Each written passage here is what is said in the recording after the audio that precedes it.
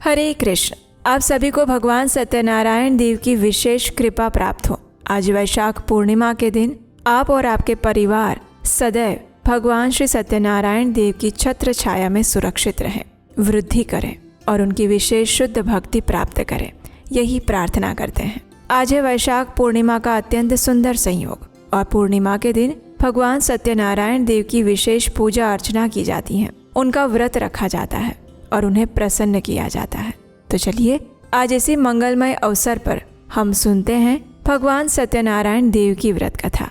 आइए आज की कथा आरंभ करते हैं। एक समय श्रील सूत गोस्वामी ने नैमिषारण्य में एकत्रित हुए सभी ऋषियों से कहा, हे ऋषिगण, पूर्व काल में उल्कामुख नामक एक जितेंद्रिय, सत्यवादी और पराक्रमी राजा थे। वे राजा प्रतिदिन भगवान के मंदिर में जाते, दान देकर ब्राह्मणों को संतुष्ट करते और उनकी पत्नी का नाम भद्रशिला था। वो अत्यंत सुंदर, पतिपरायण और सती स्त्री थी। राजा और रानी के साथ समुद्र के तीर पर जाकर सत्यनारायण का व्रत किया करते थे। एक दिन जब राजा इस प्रकार व्रत कर रहे थे तो वहाँ पर साधु नामक एक वणिक आते हैं। वे व्यापार के लिए अनेक प्रकार के रत्न आदि पदार्थों को अपनी नौका में भर कर लाए थे। वणिक समुद्र के किनारे अपनी नाव को खड़ी करके तट के समीप आए और व्रत करते हुए राजा को देखकर अत्यंत विनम्रता से पूछने लगे। साधु नामक वणिक ने कहा, हे राजन, भक्ति युक्त चित्त से होकर आप कौन सा अनुष्ठान कर रहे हैं? कृपया मुझे इस विषय में बताएं। ये सुनकर राजा ने कहा, हे साधो, मैं अपने बंधु बांधवों के साथ अतुलनीय तेज युक्त भगवान विष्णु की पूजा कर रहा हूँ।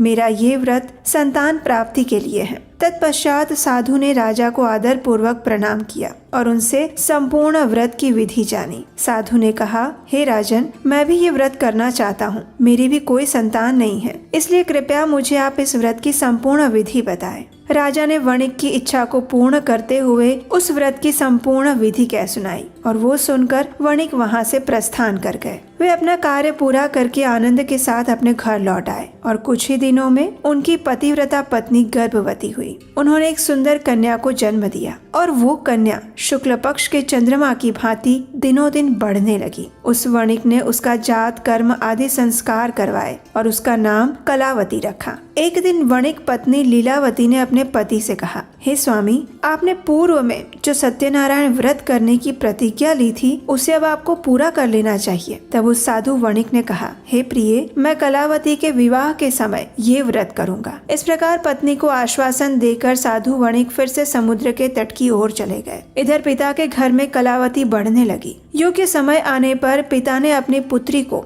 विवाह के योग्य देखा और फिर वे अपने बंधु बांधवों से परामर्श करके उसके लिए योग्य वर ढूंढने लगे और इस कार्य के लिए उन्होंने दूत को भेजा। दूत साधु का आदेश पाकर कांचन नगर में गया और वहां कलावती के योग्य एक उत्तम वर की खोज करके वहां से उस वणिक पुत्र को साथ लेकर लौट आया। साधु वणिक उस सुंदर और सद्गुणी वणिक कुमार को देखकर अत्यंत प्रसन्न हुए और अपने जाति बंधुओं के साथ मिलकर प्रसन्नता पूर्वक यथाविधि अपनी कन्या का उन्होंने विवाह करवाया। और दुर्भाग्यवश वह वणिक कलावती के विवाह के समय भी सत्यनारायण व्रत करना भूल गए और उसके बाद देव उन पर क्रुष्ट हो गए। कुछ दिनों बाद व्यापार में निपुण वणिक अपने श्रीमान जमाता के साथ व्यापार के लिए बाहर गए थे। राजा चंद्रकेतु के राज्य में समुद्र के पास रमणीय रत्नसार नगर में वे जा पहुँचे। वहाँ एक रहने का स्थान बनाकर अपना व्यापार चलाने लगे और उसी समय भगवान सत्यनारायण ने साधु नामक उस वणिक को मिथ्यावादी जानकर उसे श्राप देते हुए कहा, आज से कुछ ही दिनों में यहीं पर तुम दुख को प्राप्त करोगे। और उसी दिन एक चोर ने राजमहल में प्रवेश किया। उसने राजा का बहुत सारा धन चुराया और वो सब कुछ लेकर वो साधु के मकान के पास में रास्ते से जा रहा था। उसने मुड़कर पीछे देखा तो राजा के दूत उसके पीछे दौड़ रहे थे। वो भयभीत हो गया और चुराए हुए धन को वहीं पर छोड़कर भाग गया। दूतों ने आकर देखा तो साधु वणिक के घर में राजा का सारा धन पड़ा हुआ था और फिर सभी सैनिकों ने साधु वणिक और उसके जमाता को पकड़ लिया। उन्हें बंदी बनाकर राजा के पास ले गए और उस समय उनके संबंध में कोई भी विचार नहीं किया गया। उन्होंने बहुत प्रयास किया लेकिन सत्यनारायण भगवान की माया से किसी ने भी उनकी एक भी बात नहीं सुनी। तत्पश्चात राजा चंद्रकेतु ने उनकी सारी धन संपत्ति छीन ली। दूसरी ओर भगवान सत्यनारायण के श्राप के कारण साधु वणिक के घर में लीलावती और कलावती पर भी दुख आ पड़ा। घर में जो कुछ भी धन संपत्ति थी वो सारी चोरों ने अपहरण कर ली।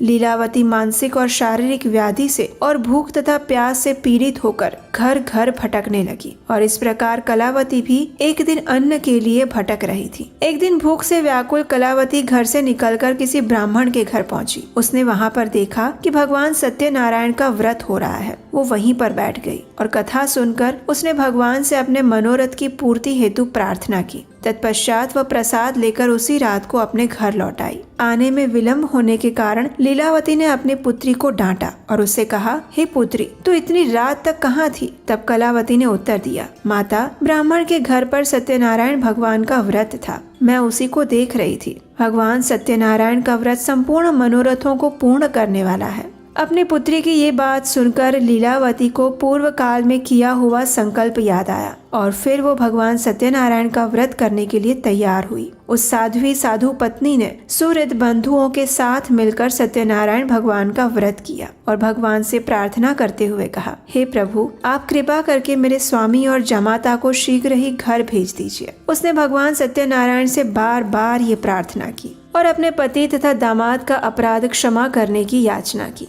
वणिक पत्नी के व्रत से भगवान सत्यनारायण प्रसन्न हो गए। उन्होंने श्रेष्ठ राजा चंद्रकेतु को स्वप्न में दर्शन दिया और उनसे कहा कि हे राजन, प्रातः होते ही दोनों वणिकों को छोड़ देना। उनका जो धन छीना है उसे दुगना उन्हें देना, नहीं तो मैं राज्य, धन और पुत्र के साथ तुम्हारा विनाश कर दूंगा। इतना कहकर भगवान वहां से अंतर्ध्यान हो गए। प्रातःकाल होते ही राजा सभा में गए और स्वजनों के साथ वहां बैठकर दूतों को आज्ञा दी कि अभी जाकर उन दोनों बंदी महाजनों को छोड़ दिया जाए। राजा की आज्ञा पाकर दूतों ने दोनों महाजनों को मुक्त किया और उन्हें साथ लेकर विनय पूर्वक राजा से कहा, हे राजन, हम दोनों को हथकड़ी और बेड़ी से खोलकर यहाँ पर लेकर आए हैं। और उसी समय उन दोनों को अपने मन में पुरानी बात का स्मरण हुआ।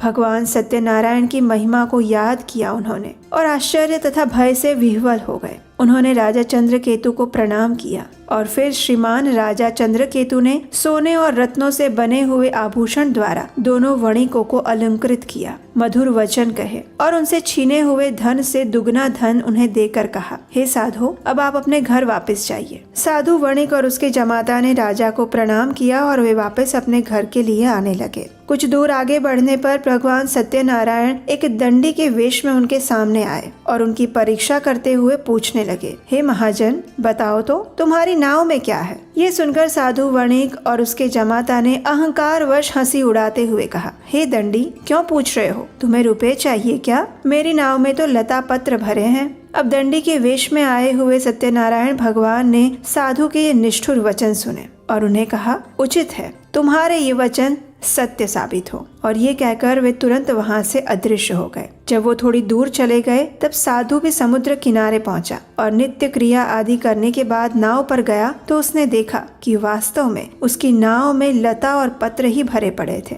ये देखकर उसे बड़ा आश्चर्य हुआ। वह मूर्छित होकर पृथ्वी पर गिर पड़ा। अपने श्वशुर की ये दशा देखकर जमाता ने उनसे कहा, हे पिताजी, आप किसके लिए शोक कर रहे हैं? ये सब तो दंडी के श्राप का फल है। वे सब कुछ करने में समर्थ हैं। हमें उन्हीं की शरण में जाना चाहिए, तभी हमारा मनोरथ पूर्ण हो जाएगा। अपने जमाता की ये बात सुनकर साधु दौड़कर दंडी के पास पहुंचा। उनके दर्शन करके भक्ति पूर्वक नमस्कार किए और उनसे कहा, हे प्रभु, मैं बड़ा दुरात्मा हूँ। आपकी माया से मुग्ध होकर मैंने जो कुछ कह दिया उसके लिए मुझे क्षमा कीजिए। मैंने आपके सामने दुष्ट वचनों का प्रयोग किया। क्षमा ही साधुओं का धन है। साधु तो दूसरे का उपकार करने में लगे रहते हैं। इस प्रकार रोता हुआ वो विलाप करने लगा और दंडी के चरणों में गिर पड़ा। ये देखकर दंडी ने कहा, रो मत, मेरी बात सुनो। तुम मेरा अपमान करके मेरी पूजा से विमुख हो गए थे और उसी के फल स्वरूप बार बार तुम्हें दुख मिल रहा है। दंडी के रूप में आए हुए भगवान के ये वचन सुनकर साधु ने कहा, हे प्रभु,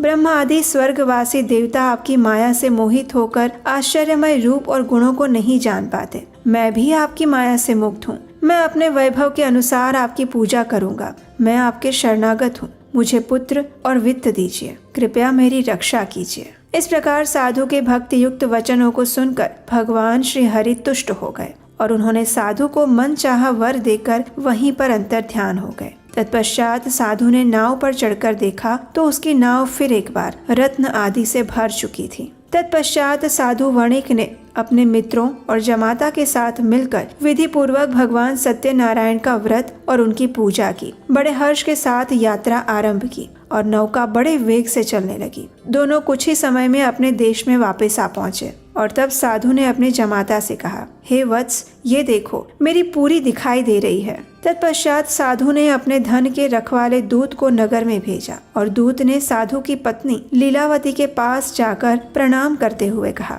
हे माता, आपके पतिदेव अनेक प्रकार के धन और रत्नों के साथ अपने जमाता और सुहृद मित्रों के साथ आ पहुँचे हैं। दूत के मुख से ये समाचार सुनकर उस साध्वी वणिक पत्नी और उसकी पुत्री अत्यंत हर्षित हो गए। उसने भगवान सत्यदेव की पूजा संपन्न की और अपनी पुत्री से कहा, हे पुत्री, मैं पति के स्वागत के लिए आगे जाऊंगी, तुम भी मेरे साथ चलो। माता की ये बात सुनकर कलावती ने सत्यनारायण का व्रत किया, लेकिन बिना प्रसाद लिए ही वो पति के सामने ही चली गई। इससे फिर एक बार भगवान सत्यनारायण रुष्ट हो गए। धन, रत्न और जमाई को लेकर नौका जल में अदृश्य हो गई। कलावती ने जब अपने पति को नहीं देखा तो वो शोक से व्याकुल होकर रोने लगी। वो अपने पति और नाव के ना दिखने से अत्यंत शोकातुर हो गई और अपनी पुत्री की इस दशा को देखकर साधु वणिक भयभीत हो गए। लीलावती अपनी कन्या को गोद में लेकर रुदन करने लगी। कन्या कलावती ने स्वामी को डूबा हुआ जानकर दुखी हृदय से पति की पादुकाओं को लेकर सती होने का निश्चय किया।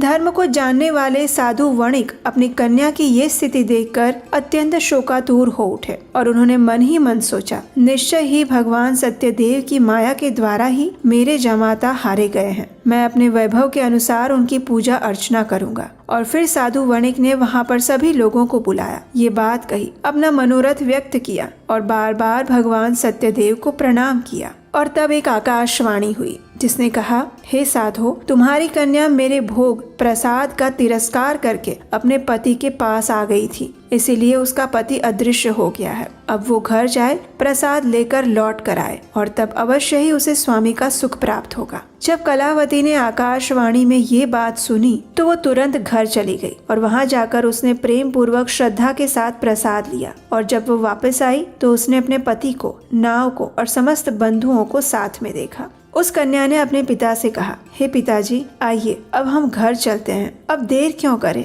कन्या की इस बात को सुनकर वणिक प्रसन्न हो गया और विधि विधान के साथ भगवान सत्यनारायण की पूजा करके धन, रत्न और बंधुओं के साथ अपने घर आ पहुंचा। तत्पश्चात प्रत्येक संक्रांति और पूर्णिमा के दिन यथाविधि भगवान सत्यनारायण की पूजा करता हुआ वो इस लोक में सुखी होकर अंत में सत्यपुर को प्राप्त हो गया। कथा का समापन करते हुए श्रील सूत गोस्वामी ने कहा, हे ऋषिगण, इस व्रत का आचरण करके मनुष्य समस्त दुखों से मुक्त हो जाता है। विशेषतः कलयुग में सत्य पूजा महान फल देने वाली है। इन देव को कोई सत्यनारायण कहते हैं और कोई कोई सत्य देव कहते हैं। ये अनेक रूप धारण करके सबके मनोरथों को पूर्ण करते हैं और ये सनातन सत्य देव कलयुग में सत्य व्रत के रूप में अवतरणित हुए हैं। जो भी मनुष्य नित्य इसका पठन या श्रवण करता है, भगवान सत्यदेव के प्रसाद से उसके समस्त पाप नष्ट हो जाते हैं।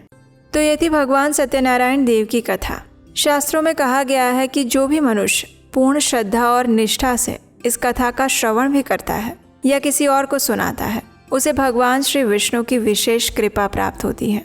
तो हमें आशा है कि ये कथा आपको अच्छी लगी होगी और इसका श्रवण करके आप अपने भगवान सत्यनारायण देव के व्रत को सफल बनाएंगे।